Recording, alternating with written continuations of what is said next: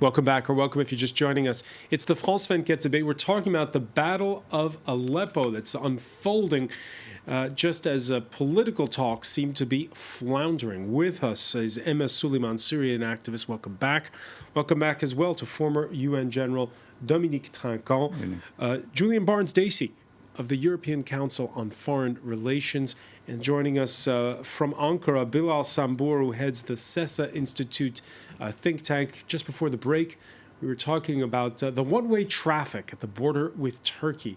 Aid convoys going into Syria, but the displaced, they are not coming out. France 24's Sophie Nivelle-Cardinal reports. This truck is carrying materials to build tents. Food is also brought in.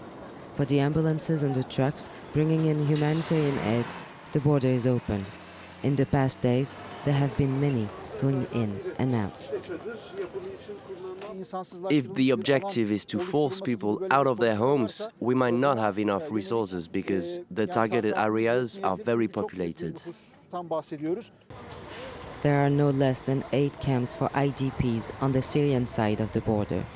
Another one is now being set up for those who fled their homes to escape the military offensive in northern Syria. On the Turkish side of the border, Syrians are worried for their loved ones, worried and angry. There are more than 60,000 people, women and children. They have managed to escape the bombs and now they are freezing to death. Let them in. We don't understand what you're doing. The Russian airstrikes have triggered this situation. The international community can stop this, but there's no will to do so. Because of the military offensive in northern Syria, more people are expected to come to reach the Turkish border in order to survive. Now, Turkey is expecting to have soon more than 100,000 people massed at its border. Julian Barnes-Dacey, should Turkey open the border the way the UN is asking? I think it's urgent that Turkey opens the border and allows these refugees respite. I mean, the areas that they're under risk being areas of new violence. So there's an urgent need. But I think the question is, if the West is telling them to do that, it needs to stop telling Turkey at the same time, we'll close your western borders so that refugees don't come to Europe. There's this hypocrisy going on whereby the Europeans in particular are saying to the Turks, open up your borders, how can you let this happen? Oh, but shut your borders at the same time so they don't come our way. So, yes, Turkey needs to open its borders, but it needs much more assistance in that respect, and it needs Europe in particular to step up with taking some of these refugees itself. All right, it is a tricky one, and in the company of the German Chancellor on Monday, Turkey's Prime Minister alluded to how these days Turkey's problems are indeed Europe's problems when it comes to refugees. We will take them in when necessary. We have expressed our stance on this matter clearly, but nobody should excuse or tolerate Russian airstrikes that are clearly an ethnic massacre with the argument that Turkey will accept Syrian refugees in any case. Nobody should expect Turkey to take all the burden. Bilal Sambur, why is the border closed? At the moment, Turkey so far followed open door policy regarding the refugee issue, but the recent development showed that Turkey started to change its policy. Now Turkey said that I can't bear this burden alone. This is not Syrian war, is not my war, and refugee problem is not my problem. Syrian war at the same time, it is a European war. And it invites Europe and NATO to involve and intervene to this situation. The recent development shows that Turkey and Germany invite NATO to intervene this refugee crisis. So inviting NATO intervene in patrolling the waters between Turkey, intervene in patrolling the waters between Turkey and Greece, not intervene at the border with Syria.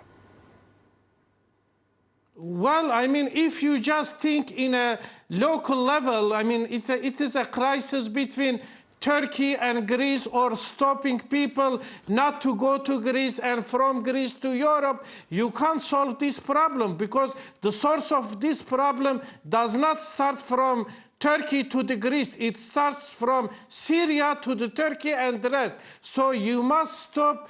You must find a solution at the source of this problem, not at the later stage of the problem. That is the argument of Turkish government and Turkish public is expressing. Dominique Trinquant, whether we like it or not, Syria is Europe's problem, all of Europe's problem? Well, I think it's very interesting to see that Turkey foreign policy for the last year has been always to go back to the Ottoman Empire and to show that they've got their influence in the region, and specifically in Syria. But they have 2.7 million refugees on their soil. Hold on a minute. And they decided to directly say that the Syrian government must change. So they were part of the crisis. Sorry, sir, can I say something? Yes, but please wait. Then the European country now providing 3 billion euro to the government of Turkey and say we open the door to discuss to come back in Europe and all that. So I think that you've got the strange way of acting in a crisis, and when the crisis is too bad, then to say it's not my problem, it's the problem of Europe. So I think it's a strange way to look at the crisis in the region.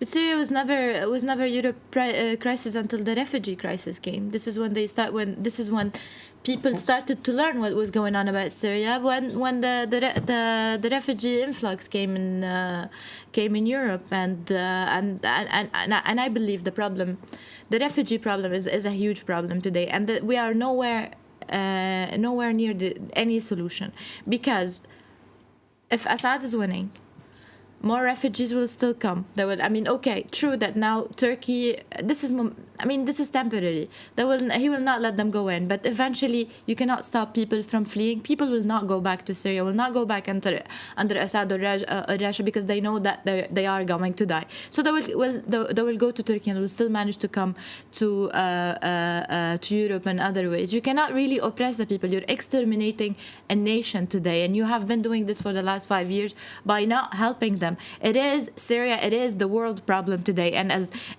long as they stay undecided, no solution is on the ground. And welcome to the Syrian reality today. But Bilal Sambour, is it rich on the part of the Turks, whose president made it almost a personal obsession getting rid of Assad, to now say that, well, this is Europe's problem?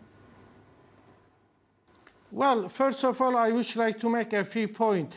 The first point is just describing Turkish foreign policy as the manifestation of Ottomanism, and then evaluating Syrian refugee crisis is an ideological evaluation. It is not something right. The second thing is, this is what we are facing is not an ideological problem, or is not a matter of Ottomanism. It is a practical, a real concrete problem. And Turkey at the moment hosts more than 2 million people. And so far, international community didn't help Turkey too much about helping these refugee people. And at the moment, just European Union and Germany promised Turkey to give around 3 billion euro, but so far Turkey didn't receive this money. So still it is at the process. How this money is going to be used, in which project it is going to be used. So Turkey is, we could say that the most difficult position.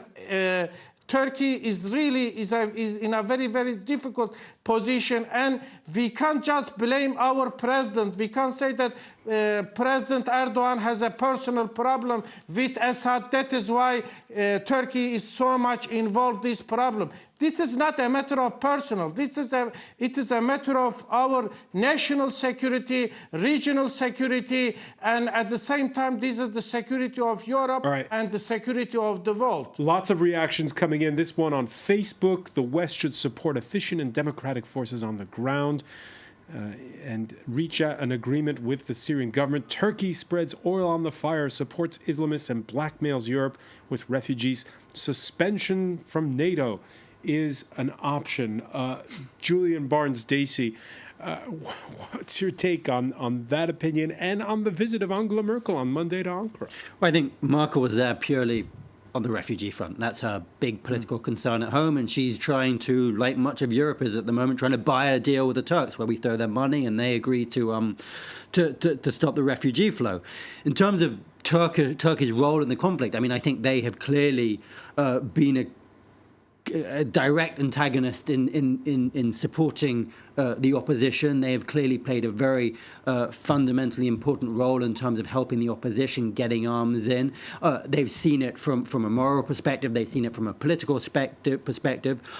They are stuck, much as the Saudis are stuck, in a zero-sum logic where they don't feel they can get out without the removal of Assad, and that's not an option for the moment. All right. Right now, Turkey's ambassador, the U.S. ambassador in Ankara has been summoned.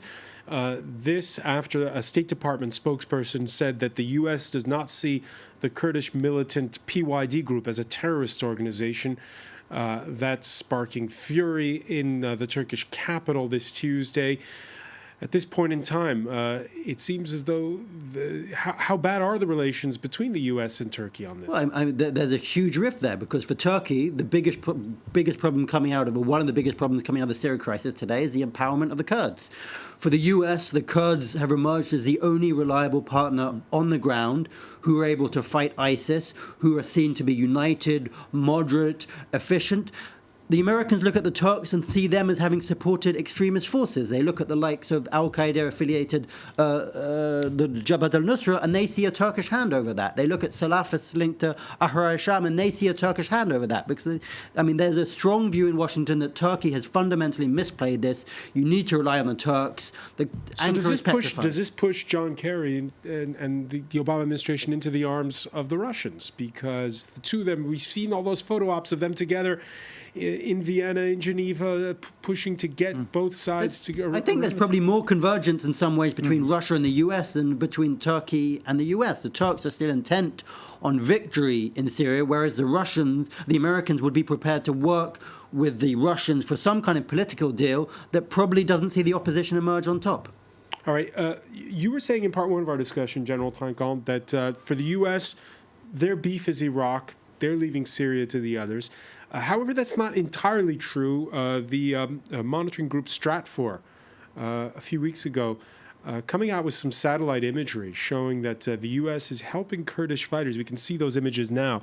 Extend an airbase all the way in the northeastern corner of Syria. So the Americans are present on the ground in Syria, although we don't talk about it much. No, I think that really their focus is in Iraq because they've got an history with Iraq. But what's your reaction to this? No, but of course, they've got to play a role in that.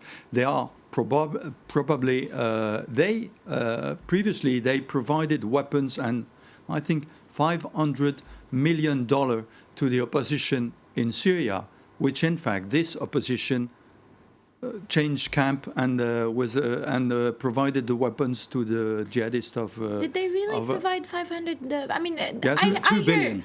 I hear numbers. I never see anything. I mean, I work with the Syrian opposition. I work with the NGOs on the ground, and I know none of the money goes. I'm not sure that the NGO received the weapons. But the opposition. I mean. There's been a strong. These figures were provided by the U.S. government, and that's a public program. There's been a covert CIA program. Yeah, which exactly. It's been valued at least $2 billion in terms of providing arms to the opposition.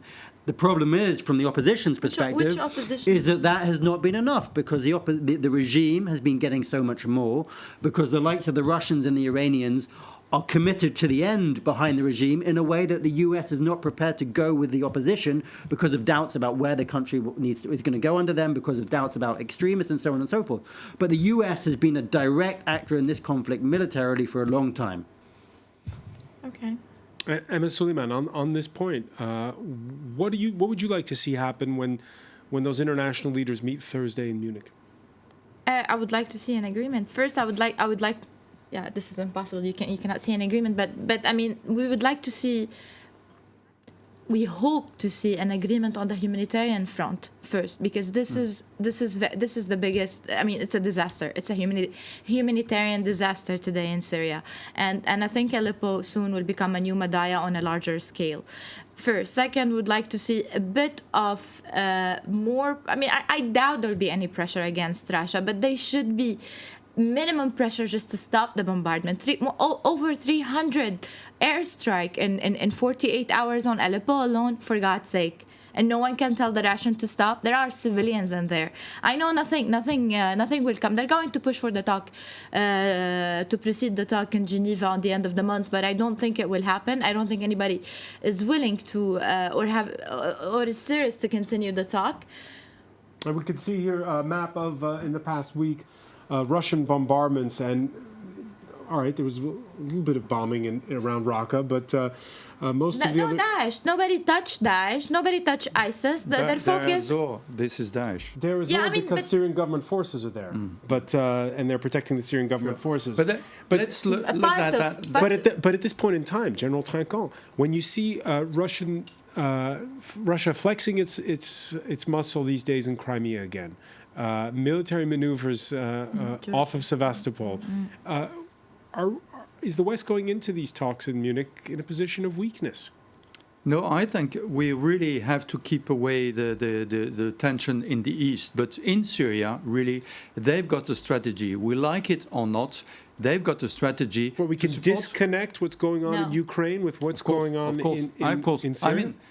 I mean, in Syria, this is an ally. They want to support a government because they don't know what will be if this government fails. That's their strategy. You like it or not, they've got a strategy. Yes, in front of them, there is no strategy.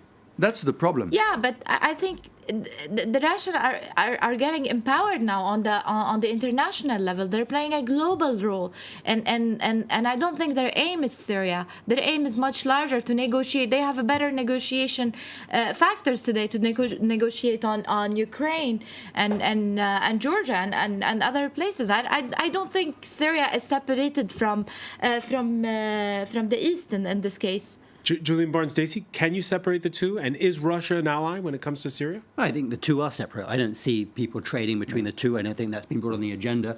The Russians are central to what's happening in Syria. They've intervened. There's no getting around that. If we want any kind of solution but the thaw in relations over Ukraine has been coupled with the Russian intervention in Syria. But it's not a coincidence. But if we want to get over the crisis in Syria, we will have to work with the Russians. There is no way around that. The Russians have intervene militarily. They are dominant on the ground. They are prepared to invest in a manner militarily that the West is not prepared. If the West wants to be involved, if the West wants to deal with its own concerns of extremism, refugees, not to mention the huge humanitarian crisis, it has to work with the Russians. It has to find some kind of solution, because we're not prepared to go to war with Russia in Syria. That's the alternative. You either decide to fight the Russians in Syria, which we can't do, or you have to strike a deal. And that deal is probably not going to be one that we like. And what do you do about Syria's Sunnis? And that's who Turkey and Saudi Arabia and the likes are supporting. And they are the largest group inside of Syria, and they're the ones left out in the cold so far. Well, the only sustainable future for Syria is a deal that gives them something. I think the most likely solution is some kind of devolving of power, both in terms of powers away from the presidency towards the prime minister and government, but probably more importantly, away from Damascus, a model that is mirrored in the likes of Lebanon and Iraq, where effectively the different regions, the Sunni regions, the Kurdish regions, the Alawite along the coast, are given a degree of autonomy so that they can run their own show. I don't see any other way. The Sunnis are not going to be empowered in the short term to run Syria. I think that's a reality we have to face. Not on the long run, and I don't think the Sunnis are coming back to Syria. But the other thing is, there are lots of Sunnis who support the regime. Let's not frame this in purely sectarian terms. I mean, one of the reasons that Aleppo is still with the regime, one of the reasons that Damascus is still with the regime, is that there's a large Sunni middle class that support them. So it's very dangerous to frame this in purely sectarian terms. The regime has a strong domestic support base, which goes across sects, and you have to deal with that reality as well. Of course, you have to deal with the Sunnis in Raqqa and the north of the country and so on and so forth. And that's a dilemma going forward. And the regime and the Russians are going to have to incorporate that in some kind of power-sharing system if they are to survive. In a best-case scenario, you get rid of Assad and you can try and remodel something. I don't see this happening. I mean, from what I've seen, I don't see this happening. I see Assad winning. All right. Earlier we had a viewer showing tough love for the Turks.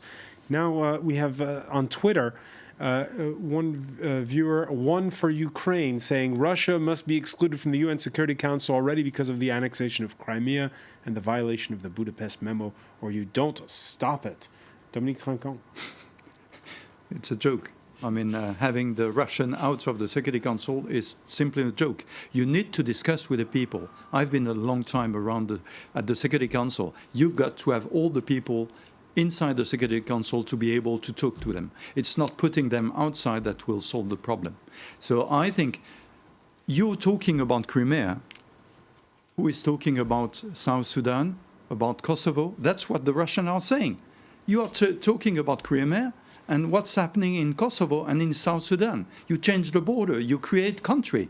Why? We are accused about that. So let's talk about people around the table and not say, I will not talk to you because you've changed Crimea, which was given to Russia in 1954.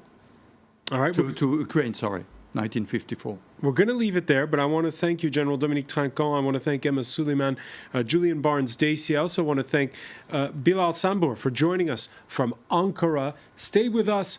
Our Media Watch segment is next.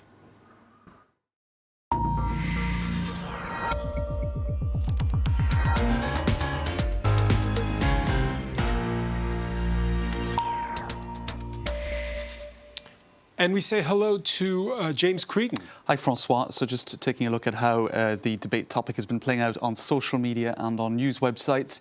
A lot of images of the crowds of people who have been fleeing Aleppo. Misery for 35,000 stuck on the Turkish border, of course, many of them heading towards Turkey, thousands fleeing north of Aleppo towards the Turkish border, and indeed reports in several media that up to 80% of those displaced crowds are women and children, and of course all of the political commentary that has followed it, with Donald Tusk speaking on behalf of the EU, blaming Russia for a new hike in refugee flows. Angela Merkel yesterday also speaking about how appalled she was by the suffering in Syria, which was quickly met with a response from the Kremlin, rejecting this criticism over the Syrian bombings. Let me ask Julian Barnes-Dacey about that, because Angela Merkel, who's been one of the brokers, you know, for these Ukraine talks, were you surprised at how blunt she was in pointing the finger at Russia on Monday?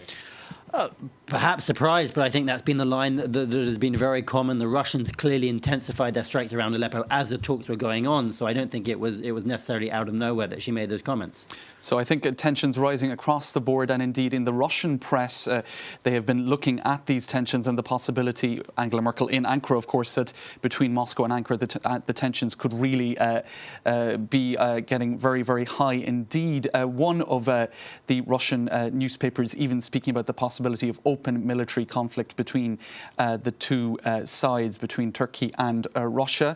Another paper, Kommersant, interviewed several... Let me ask Sure. General Trinquant about that, because I see you shaking your head a little bit about the possibility of there actually being some kind of war between Russia and Turkey. But could there be a misunderstanding, a mistake that leads to an escalation? Because clearly behind Turkey you've got NATO, and Russia doesn't want to fight NATO. And but I'm more worried about the fact that Turkey can play on that. So you don't think, like Emma Suleiman, that downing of a Russian fighter jet was a one-off? There could be other incidents like that. I hope not, but Turkey can play on that, but the Russians have no interest in fighting NATO. Kommersant, for its part, interviewed François, two experts in this conflict, and they both said, look, after Aleppo, the attempt to take Aleppo back, perhaps Russia should really start to pull back instead of trying to win the war in Syria, they should perhaps convert it to political dividends and sort of start to withdraw instead of getting stuck into a conflict that could get worse and more complicated.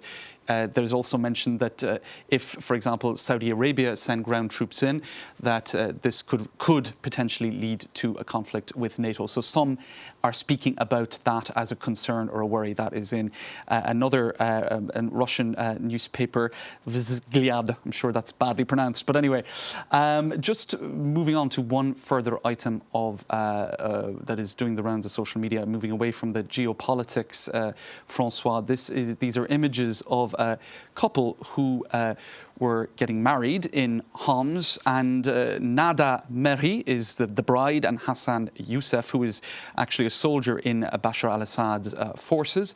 And these images were taken against the backdrop of, well, the devastated city of Homs, and indeed a lot of people commenting on that. It seems to have been something that the photographer in question has done on more than one occasion.